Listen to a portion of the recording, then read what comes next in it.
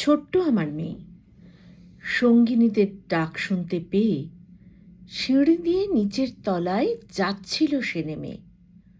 অন্ধকারে ভয়ে ভয়ে থেমে থেমে হাতে ছিল প্রদীপখানি, আঁচল দিয়ে আড়াল করে চলছিল সাবধানী।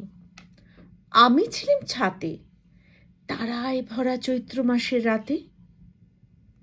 হঠাৎ মেয়ের কান্না শুনে উঠে দেখতে গেলেম ছুটে। সিঁড়ির মধ্যে যেতে যেতে প্রদীপটা তার নিভে গেছে বাতাসেতে।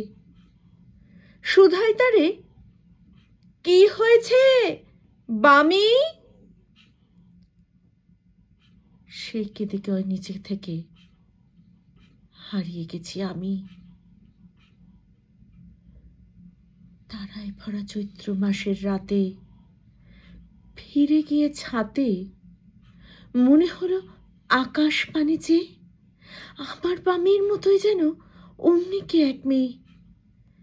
নীলাম্বরের আঁচল খানি ঘিরে দীপশিখাটি বাঁচিয়ে একা চলছে ধীরে ধীরে। নিত্য যদি আলো যদি হঠাৎ যেত থামি, আকাশ জুড়ে উত্ত কেঁদে হারিয়ে গেছি আমি।